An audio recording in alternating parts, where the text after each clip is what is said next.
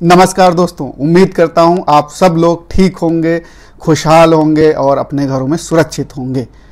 आज बात करेंगे एक ऐसे मुद्दे की जो लगातार चर्चा में बना हुआ है। हम सब जानते हैं इंटरनेट एक ऐसी जगह थी जहां पर हम अपने मन की बात कह सकते थे, लेकिन इस पर भी पहरेदारी शुरू हो चुकी है। आज इसी मुद्दे पर बात करेंगे कि ये पहरेदारी किस तरीके से शुरू हो चुकी है और वो कौन से नियम हैं जिसके तहत ये पहरेदारी हो रही है, क्योंकि इस पहरेदारी की वजह से सोशल मीडिया की दिग्गज कंपनियां, फेसबुक, ट्विटर, इंस्टाग्राम, जितनी बड़ी बड़ी कंपनियां हैं वो सब संकट में हैं। और ये संकट किस वजह से है, इसी मुद्दे पर बात करेंगे। तो सबसे पहले देख लेते हैं वो कौन सा नियम है जिसकी वजह से ये कंपनियां संकट में आ गई हैं। ये नियम है, भारत के राजपत्र में निकला था 25 फरवरी 2021 को। ये नियम था information technology rules 2021 guidelines for intermediary and digital media ethics code. ये 25 फरवरी 2021 को भारत के राजपत्र में द गजेट ऑफ इंडिया में निकला था और ये उसी दिन से लागू हो गया था। हालांकि कुछ कंपनियों को, जो बड़ी कंपनियां थी, उनको 3 महीने की छूट दी गई थी और बाकी सारी कंपनियों पर ये उसी दिन से लागू हो गया था। तो इसी नियम पर हम लोग आज बात करेंगे, चर्चा करेंगे, बारीकी से समझेंगे कि ये क्या नियम है और इस नियम के पीछे किस तरीके की सरकार की मंशा है। तो सबसे पहले हम लोग अगर बात कर लें, समझ लें, एक टर्म है इसमें इंटरमीडियरी। इंटरमीडियरी का मतलब है बिचौलिया, यानी कि सोशल मीडिया की जो दिग्गज कंपनियां हैं, सरकार ने उनको बिचौलिया माना है। बिचौलिया का मतलब यह है कि इनके प्लेटफॉर्म पर कोई भी आता है तो उस कंटेंट के लिए इनकी जिम्मेदारी मतलब उस हद तक नहीं है कि इनके ऊपर कोई क्रिमिनल केस चले, उस व्यक्ति के ऊपर होती है जो इस पर अपना कंटेंट डालता है। इसलिए ये बिचौलिया, इनको आईटी एक्ट के धारा 79 के तहत इनको प्रोटेक्शन मिल जाता है, देनदारियां नहीं हैं। जो 79 के तहत, आईटी एक्ट 79 के तहत है कि कोई भी बहुत जो कार्रवाई होगी वो उसके खिलाफ होगी जो कंटेंट डालता है। तो ये इंटरमीडियरी बन गई हैं और ये इनको इससे प्रोटेक्शन मिलता है। तो सरकार ने कहा अगर ये नियम आप लागू नहीं करते हैं तो ये दर्जा आपका वापस ले लिया जाएगा। इसलिए इन कंपनियों के ऊपर संकट के बादल हैं। तो ये किस तरीके से इंटरनेट पे पहरेदारी करने की सरकार की मंशा है वो इस नियम से है। तो हम नियम समझ लेते हैं क्या है और इसके बाद फिर हम लोग बात करेंगे कि किस तरीके से कंपनियों ने रिस्पॉन्स किया है। तो सबसे पहले सरकार ने सोशल मीडिया कंपनियों को 2 कैटेगरी में बांटा है। एक कैटेगरी वो है जो सोशल मीडिया इंटरमीडियरी है और दूसरी है significant social media intermediary. Significant social media intermediary का मतलब ये हुआ वो बड़ी कंपनी, यूजर बेस के आधार पर सरकार ने इनको किया, अभी क्लेरिफाई नहीं किया कितना यूजर बेस होना चाहिए, लेकिन अनुमान है कि 50 लाख से ऊपर जिसके यूजर बेस है वो सिग्निफिकेंट कैटेगरी में आएंगी।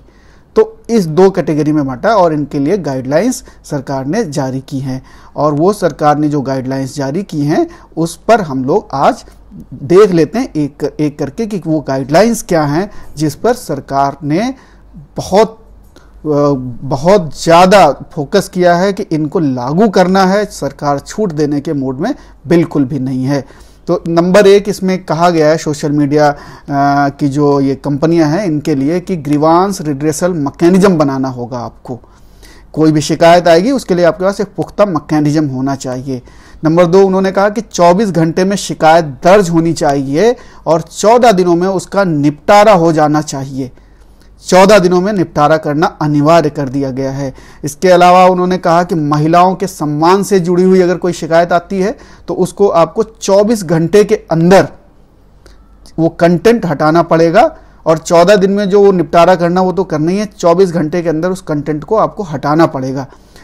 इसके बाद क्या कहा है सरकार ने, कहा है सिग्निफिकेंट सोशल मीडिया इंटरमीडियरी को चीफ कंप्लायंस ऑफिसर रखना होगा जो भारत का ही होना चाहिए। ये बाहर का नहीं होना चाहिए, कंपनी तो बाहर की हो सकती है लेकिन ये कंप्लायंस ऑफिसर इंडिया का ही होना चाहिए। सरकार ने कहा है नोडल कॉन्टैक्ट पर्सन रखना होगा जो कानूनी एजेंसियों के 24 घंटे संपर्क में रहेगा। इसके अलावा मंथली कंप्लायंस रिपोर्ट जारी करनी होगी। इसके अलावा सोशल मीडिया पर कोई गलत कंटेंट सबसे पहले किसने डाला, इसके बारे में भी आपको बताना होगा। हर सोशल मीडिया कंपनी का भारत में एक पता होना जरूरी होगा। ये इंफॉर्मेशन टेक्नोलॉजी रूल्स 2021 में सोशल मीडिया कंपनियों के लिए कहा गया है। इसके अलावा बात कर लेते हैं कि क्या कहा गया डिजिटल मीडिया के लिए और OTT प्लेटफॉर्म के लिए। तो डिजिटल मीडिया और OTT प्लेटफॉर्म के लिए इस जो रूल्स है इसमें कहा गया है कि OTT और डिजिटल न्यूज़ मीडिया को अपने बारे में विस्तृत जानकारी देनी होगी। इनका रजिस्ट्रेशन अनिवार्य नहीं है, लेकिन इनको अपने बारे में, इसके मालिक के बारे में, किसने पैसा लगाया है, वो सारी जानकारी देनी अनिवार्य कर दी गई है। इसके अलावा इन्हें भी ग्रीवांस रिड्रेसल सिस्टम लागू करना होगा, जिसे खुद ही रेगुलेट करना होगा। इसके अलावा OTT प्लेटफॉर्म्स को सेल्फ रेगुलेशन बॉडी बनानी होगी, जिसमें आप सुप्रीम कोर्ट के रिटायर्ड जज, हाई कोर्ट के रिटायर्ड जज या फिर कोई गणमान्य व्यक्ति इसको हेड करेगा। यानी कि सेल्फ रेगुलेशन बहुत अनिवार्य कर दिया है सरकार ने। सरकार ने कहा हम दखलंदाजी नहीं कर रहे हैं, लेकिन आपको सेल्फ रेगुलेशन करना होगा। इसके अलावा सेंसर बोर्ड की तरह OTT में भी उम्र के हिसाब से सर्टिफिकेशन की व्यवस्था होगी। जो कंटेंट होगा वो उम्र के हिसाब से उसकी व्यवस्था करनी होगी, जैसे सेंसर बोर्ड करता है। सर्टिफिकेशन इसमें भी लागू होगा। अभी तक सर्टिफिकेशन OTT प्लेटफॉर्म पर लागू नहीं था। इंफॉर्मेशन टेक्नोलॉजी रूल्स 2021 का ये निचोड़ है जो मैंने आपको बताया, और इस प्रकार से सरकार ने अब इन कंपनियों के ऊपर शिकंजा कसना शुरू कर दिया है, जो बड़ी बड़ी कंपनियां हैं, और इनसे कहा है कि आप हमारे इन गाइडलाइंस को फॉलो कीजिए, और नहीं तो आपका वो जो दर्जा है इंटरमीडियरी वाला वो हम ख़त्म कर देंगे। ट्विटर और फेसबुक की प्रतिक्रियाएं आई हैं। ट्विटर ने समय मांगा है 6 महीने का, और फेसबुक ने कहा है नीति का हम सम्मान करते हैं, सरकार की इन नीतियों का, और लागू करने के लिए हम प्रतिबद्ध हैं। लेकिन इन्होंने समय सीमा नहीं बताई है। इसी पर लेकर के और जो सरकार ने समय सीमा दी थी वो 26 मई को ख़त्म हो गई।